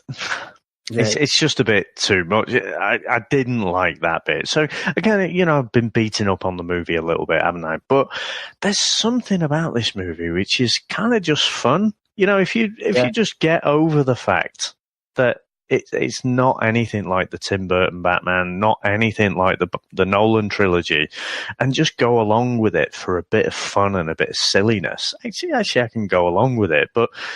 Yeah, I didn't think they had to shoot him in the head and for him to recover so quickly for it. No, at least make it a little bit believable. Yeah, and obviously, we get Robin in his brand new suit, don't we? But what I've got to say, there's a couple of bits at the end which so reminded me of the 1966 Batman. I know I always go on about that same story about him being stuck in a massive 20-foot cake of quicksand, and it's a birthday cake, and him and Robin are stuck in the Adam West series. And from nowhere, the end guy comes on and he says, what's going to happen to the Cape Crusader and his psychic? Tune in next week. So you think Batman's, he's for it. He's going to die in the quicksand and he's going to suffocate. And then he starts the next episode and it's just like, oh, I've been testing a prototype of this jetpack, Robin. I didn't tell you, but it's actually on your utility belt or something along them lines, and the escape. And that's what this felt like, because all of a sudden, obviously, I like the bit with the Riddler when he's doing the whole baseball throwing thing, because that was quite an iconic thing in the 90s, where he's there doing the sort of the crotch movements, and he's like, yeah, and all this, when he's throwing the bombs in the Batcave and blowing it up, and then he does the whole swing, swing bada bada and all that stuff, and you get the whole music on, the creeping baseball music that you get in the stadiums, and he blows up the whole thing. So he hasn't got a suit.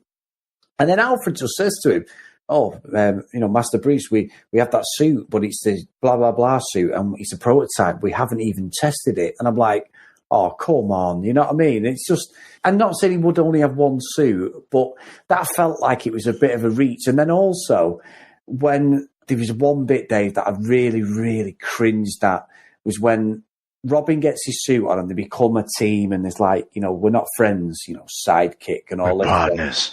Yeah, it wasn't exactly Predator, was it? Where we had like Arnie and the muscle handshake. Yeah, the muscle handshake. It was almost like that. You know what I mean? You what does he say? You son of a bitch, and then they don't put hands together. But was when Robin pushing too many pencils. Yeah. That one. And Dave, don't be dissing Arnie. But anyway, but yeah, and then it was the bit where they go to investigate, and then Chris O'Donnell, Robbins goes, "Holy thingy, Batman! Holy thingy, Batman!" And he said I wish they had put that in. And even Batman says to him, "What?" And he was saying, "There's a holy rust buckets or something." Something was it? like that. Yeah. Like, oh my. Really forced, wasn't it? It was 3 times he said it though, Dave. It's like, look, it wasn't funny the first time. Just give it up now. Yeah. I tell you what else I noticed as well. Alfred is quite the tailor, isn't he? Yeah, he's pretty good at them suits. He is good. I mean, I say a tailor. I don't know how you tailor those rubber suits, but did you notice we had the little... We always give stick, don't we, to the George Clooney bat nipples. Yeah. But Robin had nipples as well. The little Robin suit. Did you notice? That was the debut. That is terrible, isn't it? Of the nipples on the suit. So I'd never noticed that before. But when he puts his new suit on, I noticed that bit. But you're right. I mean, it was all very, very convenient. I mean, it's not quite anti-shark bat spray convenient, but it's not far off, is it? No, it's not. And it's a bit out of context. It's got to move the story along. We've got to sort of get to that showdown, haven't we? And I think the showdown wasn't really convincing, was it, Dave? Let's be honest. It was a bit, I don't know, it was just pretty poorly executed. We'd already got the Riddler couldn't fight because obviously he was asking Two-Face to show him how to punch earlier on, wasn't he? And he couldn't punch someone in the face, and then he broke his hand. And obviously we know we've got the henchman, but I don't know. I think as much as I enjoyed the film, I just thought this end bit, there was no convincing at all, because I never felt throughout any of the film that the Riddler or Two-Face or any of the henchmen were any match for Batman and Robin. It was more a numbers game at times, Dave, and it just didn't feel organic or anything. The thing, I don't know. I mean, what I noticed is you've got all these henchmen, and whenever you get a close-up, I mean, they are proper, they are off Muscle Beach, aren't they? You've got some Lou Ferrigno, Arnie type characters, but, they're just fodder. They've just got no chance. But they are bigger than Tom Hardy when he's playing Bane. But they're just, they're just there for... He cuts through them like paper, doesn't he? And I thought it was, again, a bit strange. We had the line, he gives the Riddler a riddle, doesn't he? About, what sees in the dark or something like that. He's alluding to it being a bat. And then he just throws the Batarang up to this green light lamp or something. Like a lava lamp, Dave. Yeah, a big lava lamp. And then he knows that that's going to cut out everything. And also it seems to drain the brain of Edward Nygma as well, and leave him in this kind of frazzled, gibbering mesh state. Yeah, he does look a bit like the Jared Leto Joker, though, doesn't he, Dave? Because he looks dishevelled. He's got like the white on his face and all this thing, and he looks like a dishevelled Joker, if I'm being honest. And then I thought the Tommy Lee Jones bit was a bit thingy when he says to him, doesn't he, like, toss of a coin, Harvey, and he's like, yeah, you're a good friend, Bruce. He sort of went back to being a normal law-abiding citizen. Then he throws all of the coins up, doesn't he? This was funny though, wasn't it? Because Bruce has gone through half the movie telling Robin, how he can't succumb to murdering and whatever, and you'll end up kind of where I am. And then, you know, Robin has the chance to basically kill Two-Face, doesn't he? And he ends up rescuing him. And then Batman kind of kills him, doesn't he? Yeah, he does. And then, as he's going into that, is it like a vat of acid or something? He grabs the coin in his hand. It's like, oh, that is terrible. I mean, that coin must have been in the air for a long time, Dave. A long time. I mean, all right, so Batman doesn't actually take a gun and blow his head off. Okay, he doesn't do that. But when he's balancing on that beam, when he throws up all the coins, he knows what's going to happen, doesn't he? Yes. And so we get a zoom in of Robin's face, you know, and he's supposed to be anguished. And I just couldn't help but think, what an absolute hypocrite. No, I know, exactly. It was weird. It was just... It's a bit like the Superman 2 stuff, isn't it? You know, like he doesn't kill anybody, but at the end, General Zod and Norman, they just get thrown. Kills them all. Yeah, he does all three of them, doesn't he? He's like, well, see ya. You know, Lois Lane chins Ursula, but it's the other two just go straight out with the morals of him. And I suppose Man of Steel, Dave, that's where the controversy goes. Films like this are the reason that Man of Steel got the controversy for the way he snapped General Zod's neck. There's no other outcome to that. You can't just keep sending him off to the Phantom Zone, can you? Or put him in chains? Because it's like, I suppose it's a bit like the X-Men, isn't it? Magneto and that. They always put him into some non-magnetic room, but you pretty much know that in the next one, he's getting out of it one way or the other because someone's going to have some sort of metal in the body or something. So, I don't know. You're right. He was trying to give him a message about not weighing heavy on his heart and everything, wasn't he? About, you know, you don't want that on your conscience and stuff, but the message wasn't put across very well. I think you could watch it and you could think, well, it's an accident. You know, so Batman's still got the higher ground, you know, so he's still the hero. But no, he's killed him. Yeah. And I guess the mistake that Snyder makes, he just makes it, you know, a bit more obvious. Yeah. And doesn't have the John Williams score playing. So, you know, maybe if he just snapped Zod's neck off camera while John Williams was playing, you know, there wouldn't be nearly as much controversy. But I'm not saying he shouldn't have done it, but like I say, he just spent half the movie telling Robin about how he shouldn't do it. Yeah. And I felt the Robin thing was about out of place. I'd rather see you rot in jail to Two-Face. It's like, you just kill all your family, mate. I'm sure all of us would want like for like, wouldn't you? I'm not putting words into your mouth, Dave, but it's most people... rationale then are not going to think about the justice system irrespective of him being Robin. He had a full face turn then, didn't he, from wanting to kill them to just going, I want to see you right in jail. I think that's okay for me though, because that is where the comic book / TV serial, radio serial comes into it, isn't it? Because the heroes are supposed to rise above it. You know, that's what makes them heroes. Okay, they might have superpowers or, you know, they've trained a lot. You know, can't help but think of the Family Guy version of Robin where you got a car full of girls and it's about to it's going to fall off the edge of a cliff. And it's like, someone's going to save us. Oh, it's Robin. He's like, I have a cell phone. And he's like, no bars. So, all right, they don't all have superpowers, but, you know, super training and very skilled and whatever. But it's also the moral side of it as well. So, yeah, the average person would absolutely kill him straight away. But that's what separates out our heroes. Yeah, true. I can accept that, Dave. I'm very much going to accept that. And I don't know what more to say now, Dave. Are we going into the scores? Let's go for it.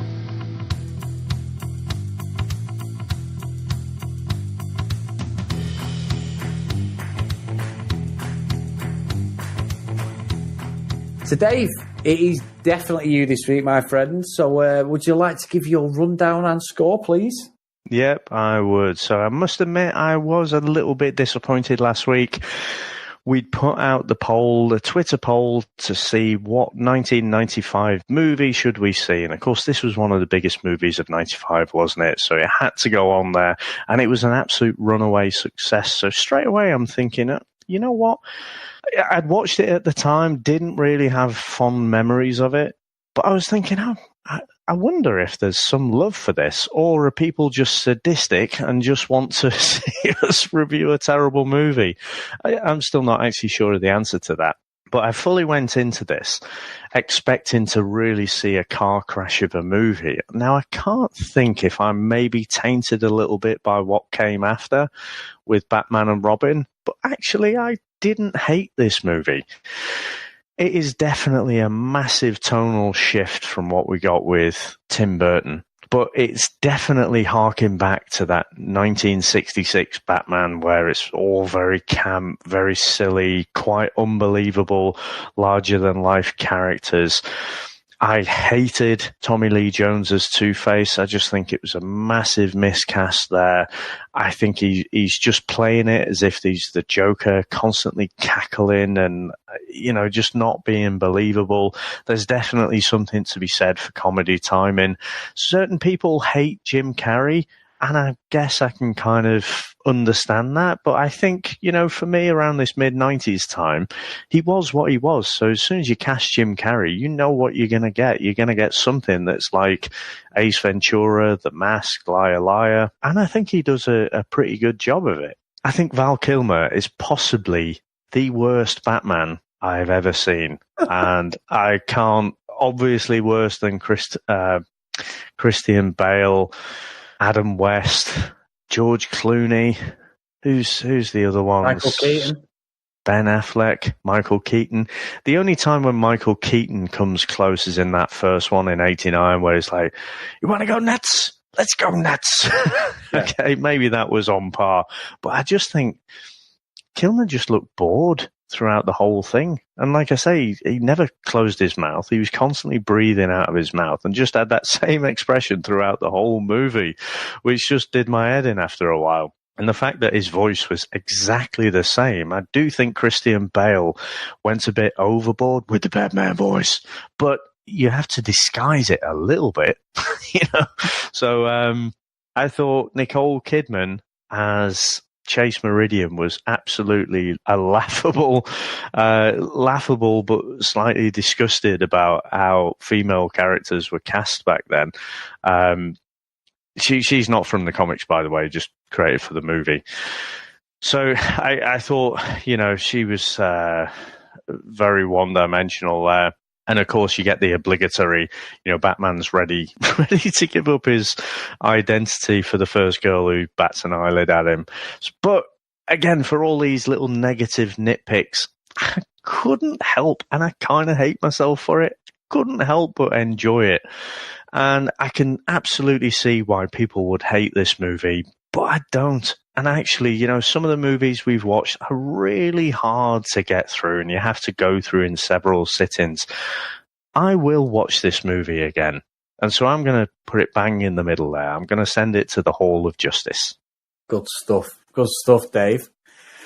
So, again, I remember it well, and then I don't remember it well. Like I said, the Robin stuff took me completely off kilter, thinking it was the George Clooney version.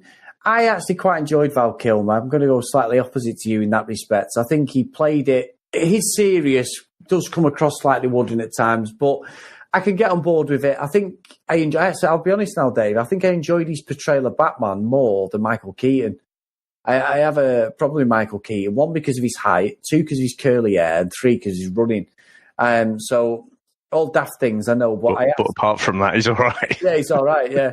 But I just was never convinced with him as the Batman. It was always something as a kid thinking, and I think I said this on our review, as much as I enjoyed the film, he was never, ever convincing as a Batman. He felt like it was a dad getting dressed up at a fancy dress do or something as playing Batman for me. So I was invested in Val Kilmer. I genuinely was. I think for me, I had no problem with him. I mentioned Kevin Conroy, who did the animated Batman. It felt a bit like that. And again, I think it's not helped him probably with how funny, how daft Jim Carrey is. But going on to Jim Carrey, as I said, loved him as the Riddler, hated him as Edward Nygma. When he was sort of in the laboratory and all that, I felt that story's a bit rushed. Tommy Lee Jones, forgettable disaster of a character who was more Joker than he was Two-Face for me. But again, I agree with you. after having watched Speed Racer last week and having an absolute nightmare with a 2-hour film taking me nearly 4 hours to watch because I had to watch it in 2 or 3 sittings because it was terrible, I watched this in one go and I absolutely enjoyed it, Dave. So I think it's not a great film. It's never going to go down as one of the best Batman films by any stretch of the imagination. But for something, say, on a Saturday afternoon, you put the TV on, it's on, you start it off, it's coming on or whatever, I would definitely watch it again. I reckon I probably would never buy it on Blu-ray or anything, maybe as a completist thing. If I really wanted every Batman film, then I probably would. But I couldn't say I had it on video. I had all of them on video and I had the whole collection of Batman. But I got rid of them as we went to DVDs and Blu-ray. But again, it's just a good film. It's a good, enjoyable comic book romp. There's a few things wrong, like I say, Nicole Kidman's terrible and Tommy Lee Jones is even worse. But yeah, I'm sending it to Hall of Justice as well, Dave, right in the middle. Not bad, not good. It's just an enjoyable film, and I can definitely get behind seeing that down the road somewhere. It might not be 20-odd years later, Dave, but it'll definitely be something I can watch. You know, one of the questions I always ask myself is, did they achieve what they set out to do? And again, they're not trying to make, with this movie, like a Nolan type film, are they? You know, it's not. They're not trying to bring it to the real world. They're not trying to make things realistic. And so I think they kind of achieved what they wanted. Certainly, you know, it disgusts me slightly to think that you've got these, you know, old executives analysing and discussing, you know, pitching something at the MTV generation, but also it'd be slightly naive to think, well, those discussions don't go on with every movie every day. So, you know, I just think they did set out to do what they wanted to. Yeah. And it just, obviously it wasn't quite, it was more financially successful, wasn't it, than, I think it made about $70 million more than Batman Returns.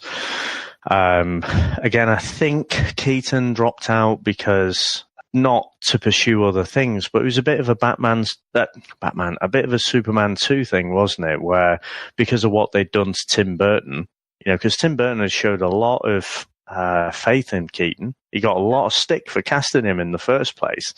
And so the way Tim Burton was treated, you know, they say he was promoted to producer, is, yeah, all right.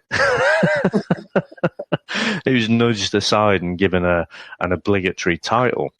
So I think, you know, I think a lot of people, and I'm speaking from first-hand experience here, because I went back expecting a car crash.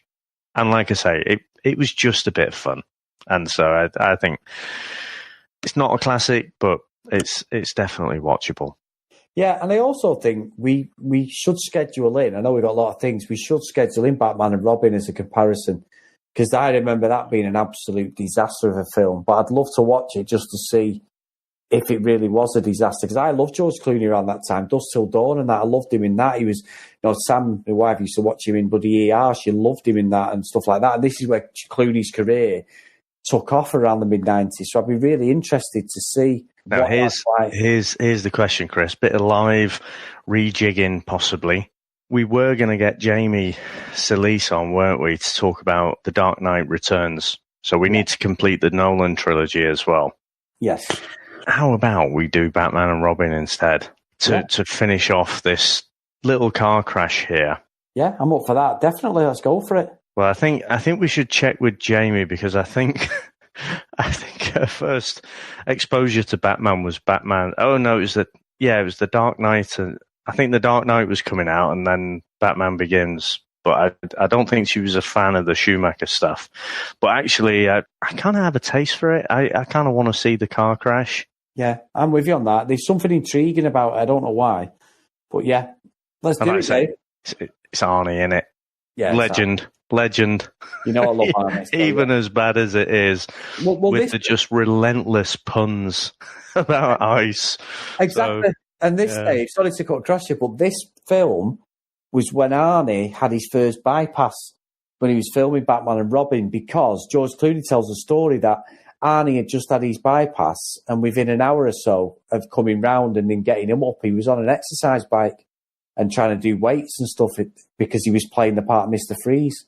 So I genuinely would be intrigued to see it, but this was the whole sort of culmination of years of bodybuilding and stuff, and that he ended up with heart conditions and that. So that'd be quite interesting. Yeah. That's more for me being an Arnie fan than anything, you know. Yeah. Well, let's ping Jamie a quick message because she might not be up for that. No. But let's see. All right, Dave. So if you want to get in contact with the show, we're on Twitter at Comics Emotion P, on Instagram at Comics Emotion P. We're getting some nice, quirky little videos get thrown up on Instagram as well each week to sort of preview what we're going to be reviewing. And if you want to contact the show direct by email, it's comicsemotionpodcast@gmail.com. And also, on a Tuesday, 7 till 8 p.m., this podcast goes live on a radio show called Indie Rocks UK. Exactly the same format, same beats for beats, nothing changes. If you want to get over there and just listen to it live, then get over there, guys. So, Dave, I've really done you on this one. What are you going to take us out with on, Dave? Riddle me this, riddle me that. Avoid the drive-thrus, Val, or you'll get fat. Yeah, that'll do. I need a name. Fat Boy, Nightwing. I don't know. What do you think? What's a good sidekick name? How about Dick Grayson, college student? Screw you. I just saved your life. You owe me. You are totally out of control. You're going to get yourself killed. You're looking at your new partner. Riddle me this, riddle me that. Who's afraid of the big black bat? Was that over the top? I can never tell. Judges. I'm sorry, your answer must be in the form of a question. Thank you for playing.